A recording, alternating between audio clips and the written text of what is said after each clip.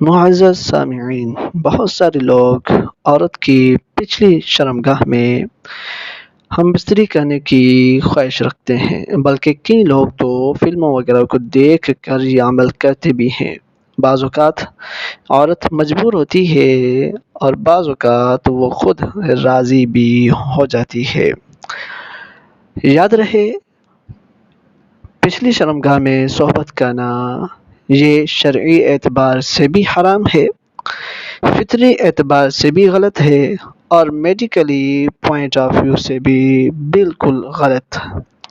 اس کے بے شمار نقصانات بھی ہیں۔ پھر یہ چیز فطرت کے خلاف۔ نبی پاک علیہ السلام نے ارشاد فرمایا، ابو داؤد شریف کی حدیث ہے، ملعون من اتی امرأتہ دبرہا، وہ شخص ملعون ہے جو عورت کی پچھلی شرمگاہ میں صحبت کرے۔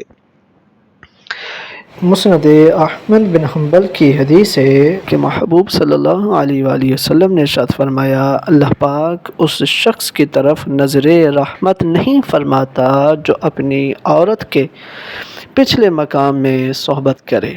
تو اب اندازہ لگائیے، اللہ کے محبوب اس پر لعنت فرمائے، رب تعالیٰ اس پر نظر رحمت نہ فرمائے، یہ کتنی بڑی سزا ہے، کتنا بڑا جرم ہے۔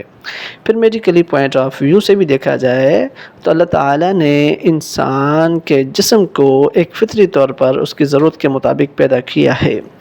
عورت کی پچھلی شرمگاہ اس لیے نہیں بنائی گئی۔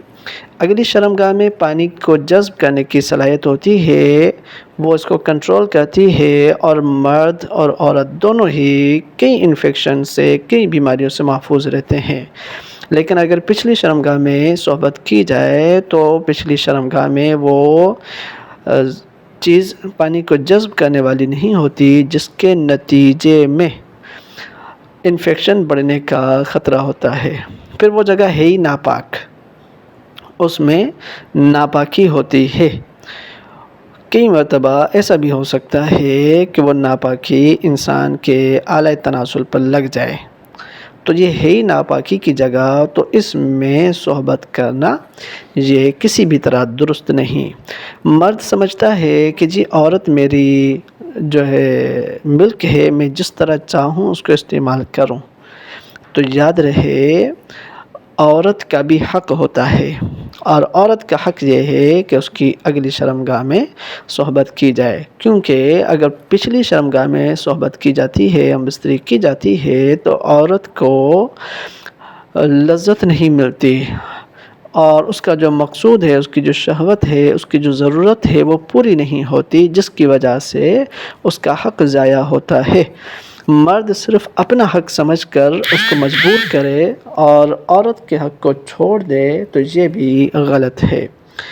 بہرحال یاد رہے، شرعی اعتبار سے پچھلی شرمگاہ میں صحبت کرنا حرام ہے، اس کی ہرگز اجازت نہیں۔ اگر کسی نے یہ عمل کر لیا تو توبہ کرے، اور اگر اس کو حلال سمجھ کر کیا تو پھر یہ کفر کی حد تک بھی جا سکتا ہے۔